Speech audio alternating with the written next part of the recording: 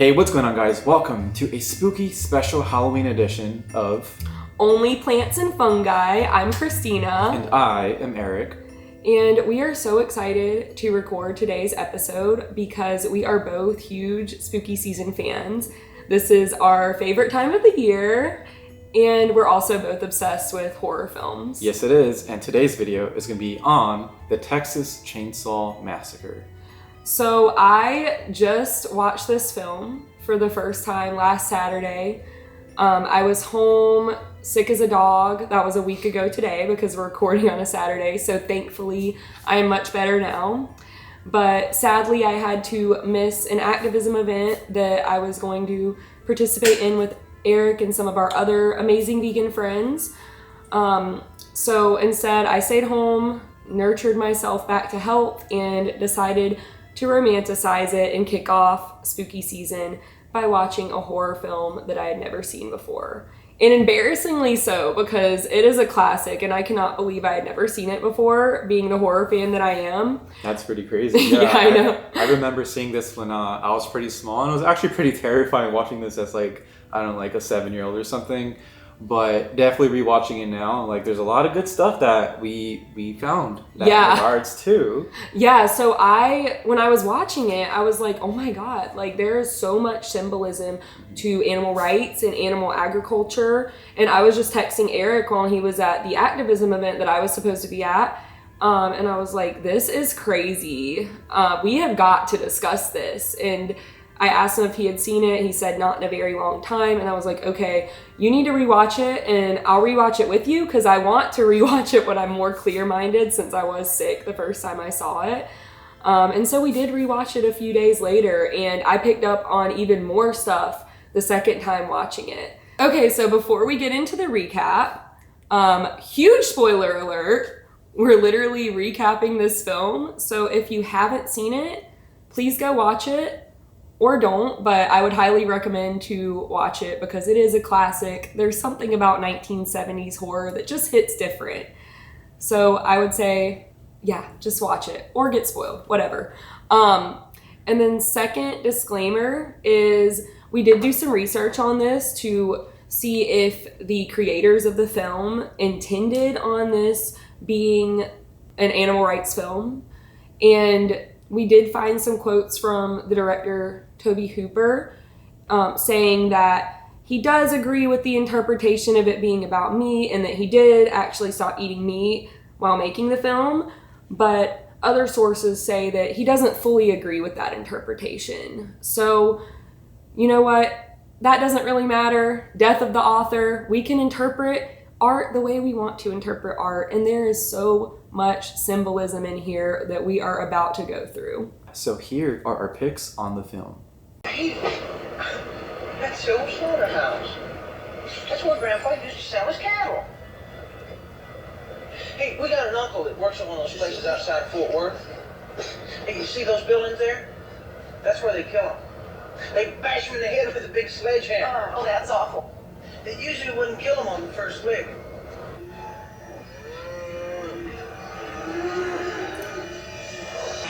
I mean, they'd start squealing and freaking out and everything, and then have to come up and bash them 2 or 3 times. And then sometimes it wouldn't kill them. I mean, they'd skin them sometimes even before they were even dead. Oh, that's horrible. Yeah. People shouldn't kill animals for food. Oh, well, they don't do it like that anymore. Now they got this big air gun that shoots a bolt into their skull and then retracts it. It's just boom, goes boom, and Bacon, I like meat. Please change the subject. Wow. And as you guys just saw, Franklin, Sally's brother, tells the crew some horrifying graphic details about how the animals used to be killed. And the group gets really upset by this, especially the women in the group.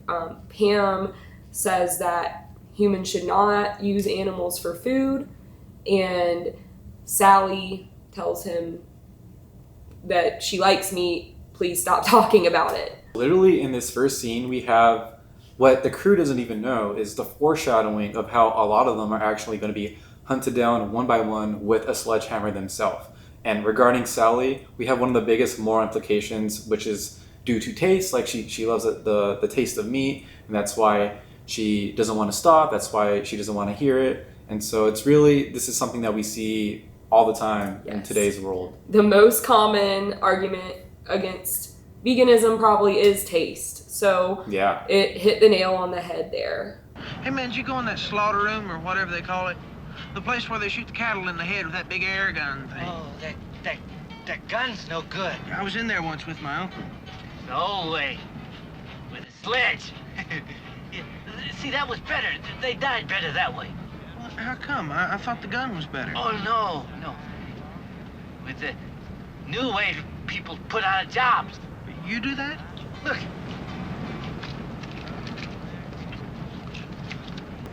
I was the killer. Damn. Let me see him.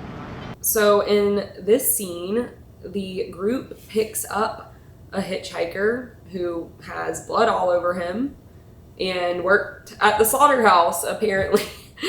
And he says that he prefers the sledgehammer method because they die better that way. And when Franklin says, oh, I thought that it's better the other way, he says, no, people are put out of jobs. Just really showing how society is valuing and prioritizing, human jobs and the economy over the suffering and the lives of the animals. But we could see that this is just greed, and they don't really care about what's happening to these animals. They take the head and they boil it in except for the tongue. And they scrape all the flesh away from the bone.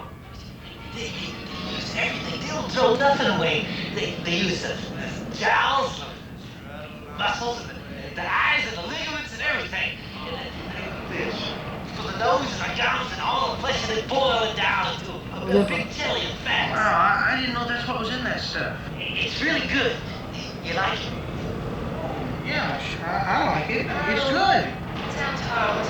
Constable, we can talk about something else. You'd probably like it if you didn't know what was in it. No, I wouldn't, and I wish you'd stop talking about it. So as you guys just saw there, a hitchhiker guy is having an amazing fun time talking about how the head cheese, whatever that is made. Disgusting. Yeah. And the group is getting really noticeably disgusted, except for Franklin, who just seems to be super fascinated with what he has to say. Yeah. Okay, that part really gives me the ick. Yeah. And so really, with him describing this, how they're using all parts of the animal, really shows a moral paradox of how trying to be efficient and using all parts of the animal might be more respectful towards it, in which it's still exploitation at its core. And then also, it really mirrors how the entire animal's existence, every single part of their body, is reduced to nothing but just resources that are not needed.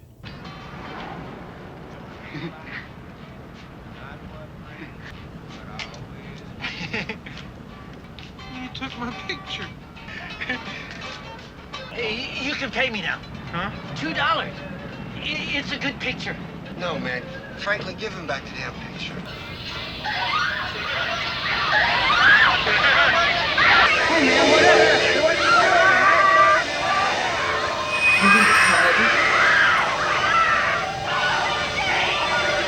Yeah, that scene was loaded.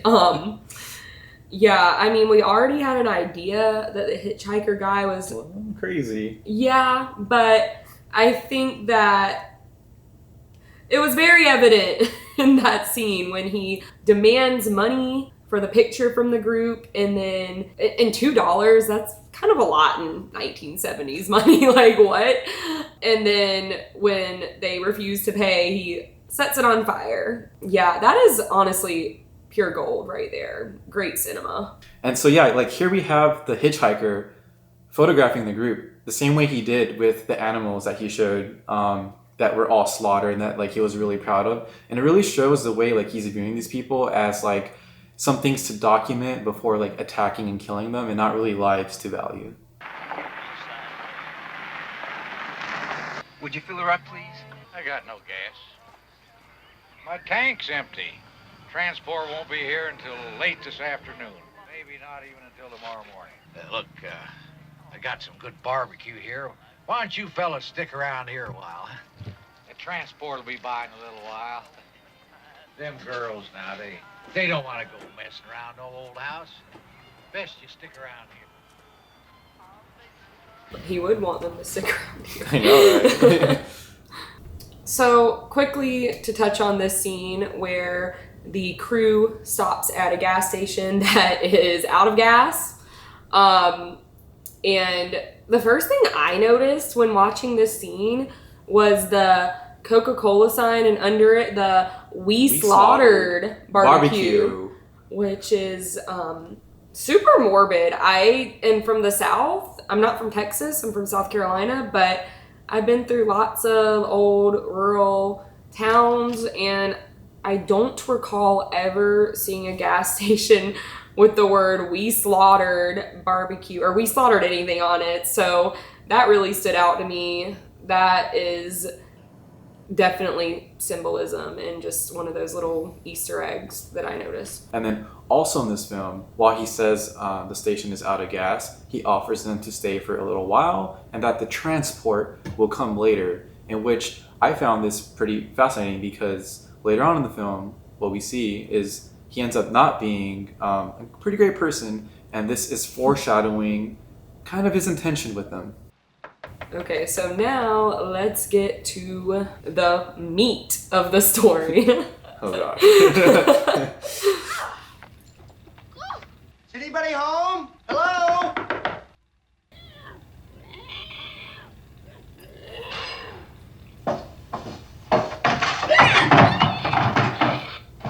Oh. Ooh.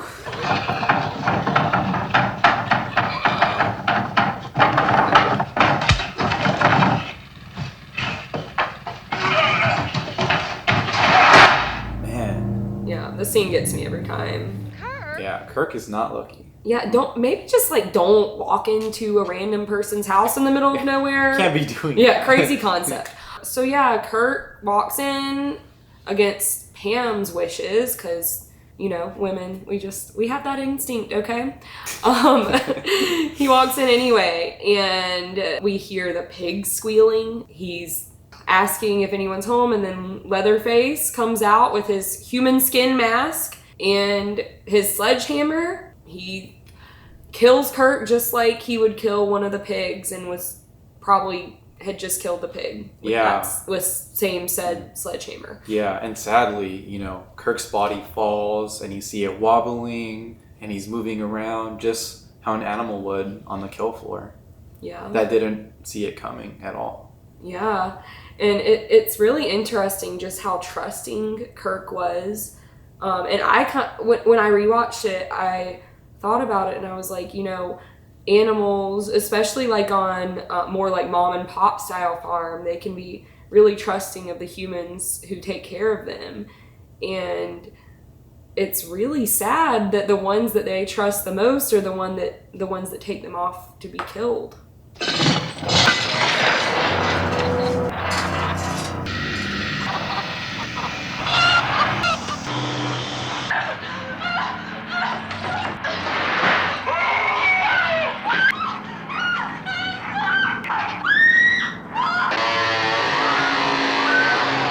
This is a really disturbing film, but this is possibly one of the most, or the most disturbing parts of the film.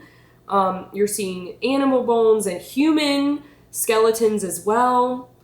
And it's extremely disturbing that they're just laying around so casually like this. To me, this seems like symbolism of how casually we just have animal parts, you know, animal byproducts in all of our houses. Yeah, and this is really showing like the visual aftermath of how like these body parts are just disregarded and not really cared for and put on display like for decoration. And here we have the chicken where it's trapped in the cage, and this is kind of like symbolizing the voiceless suffering that these animals have. And this is paralleling to Pam, who like walks into this room, has a bunch of fear in her and like this sense of helplessness, not knowing what's going on. And so, you know, with her stumbling onto this room, eventually we see that Leatherface captures her and then puts her on a meat hook, just like she was some sort of ordinary animal that like could just go to waste. Yeah, and literally makes her watch as he chainsaws her boyfriend dead body, which is extremely disturbing, needless to say. Hello? on!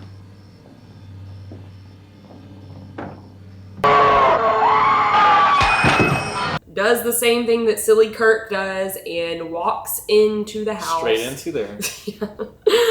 And he walks straight into his death.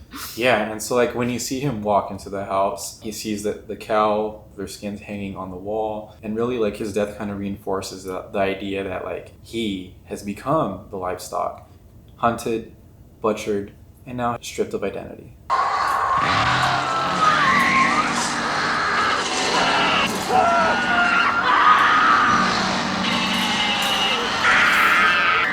Chills. And not just because it's cold. It is cold. You know, when Eric was watching this with me, he was like, this, you know, these kills are just happening so easily. And, you know, like, this isn't that scary. But then we get to this part. And I'm like, this is when it really starts to heat up. And this is honestly one of the most horrifying scenes I've ever seen in a movie. Sally and her brother Franklin go looking for the crew because it's dark and they still haven't returned. And of course they took the keys to the van, so they have no means of transportation. So it's Sally and her brother who is in a wheelchair, who she's having to help push down the hill. And they come upon Leatherface with his chainsaw, and poor Franklin, he just immediately takes Franklin out as Sally watches. And as she sees that there's no hope in saving Franklin, she books it. Here, Sally is like in a terrible situation, and she's running away from Leatherface. And this is kind of similar to how the animals are in the kill floor when they're all in front of each other, stacked on one another, and seeing each other dying, and then they start to squirm and run for their lives.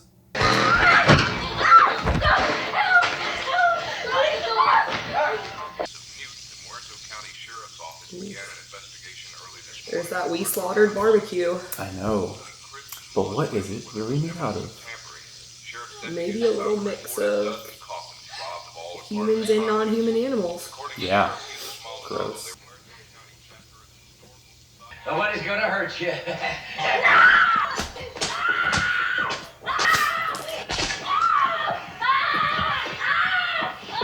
Here we have the return to the gas station. This is the same gas station that the crew showed up at earlier that was out of gas. The gas station man asked them to hang around, and now Sally is back, sees him, thinks he's a friend. But nope. Plot twist. Yeah, and not only that, right when she ran inside, here we see some sort of meat cooking on the side, and after everything that we've seen in the house, possibly implying that there's some human flesh and meat inside of there. Gross. We slaughtered. I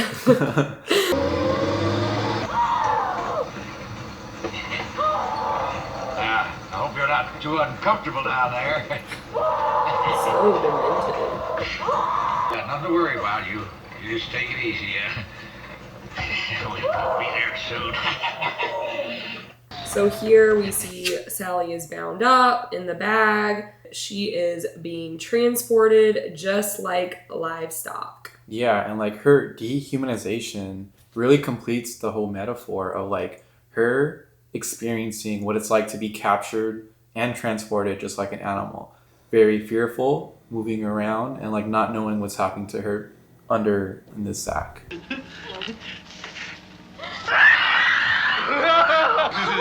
Please! Shut up! Let them kill me! No mind. You gotta make us stop! Please! Do nothing. He's just a cook. Shut up, you bitch hog. You Leatherface do all the work. He don't like it, ain't that right? You're just a cook. Shut your mouth. I just can't take no pleasure in killing. We see earlier, Sally has been reunited with crazy hitchhiker guy. He is the son of gas station man and the brother of Leatherface. So it's a full circle moment right here. They're at the dinner table and Sally has just woken up and she's screaming in horror, and the dichotomy of her horror to the family's joy. They're having like a wholesome family moment, and she's over here freaking the hell out. She's pleading with gas station man, please make it stop. Don't let them kill me. Hitchhiker guy tells her he won't make it stop because he and Leatherface do all the work anyway. And of course, his father gets angry about this and then says, I just don't take any pleasure in killing. Even as psychotic and crazy that this family is, with the two brothers who are the killers and the father being the cook, that not even he wants to do the dirty work of the killing. He wants to outsource that kind of cruelty to his two sons. And this kind of shows how like most people, how like they don't want to do the killing of animals themselves, like because they don't want to feel that inner guilt. And we pay other people to do that for us when consuming food products. Oh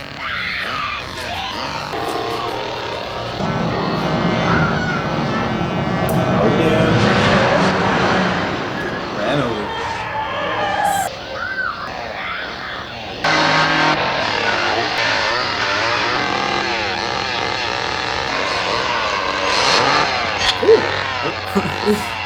Finally, someone coming for Leatherface. He's sawing off his own leg with it. Just barely. Wow. What a heck of a final scene. Sally breaks through the glass when the men are distracted, and she runs away with crazy hitchhiker guy and Leatherface with his chainsaw chasing after her. And ironically enough, a slaughterhouse truck shows up at the perfect time to help save Sally. And it runs over crazy hitchhiker guy. And the slaughterhouse truck driver helps Sally escape. He throws something at Leatherface. Yeah, a wrench. Yeah, finally someone fought back. Does some damage. Yeah, does some damage. And the slaughterhouse truck driver, he runs. Hopefully he got away. And Sally just barely makes it away. So after viewing this film, you can see all of the subtle and obvious symbolism and messaging of how the group of people here are treated in the same way that animals in the animal agriculture industry are treated. Yeah, so it's amazing to watch like a 70s film which was not really even like trying to focus on the animal agriculture industry, but obviously like now in today's age where we have like so many different documentaries that touch upon like the exploitation, the cruelty, and just the brutal practices, that this film like didn't even try, but they literally showed what happens to the animals by doing it, that same kind of like terrible killing and methods to the people.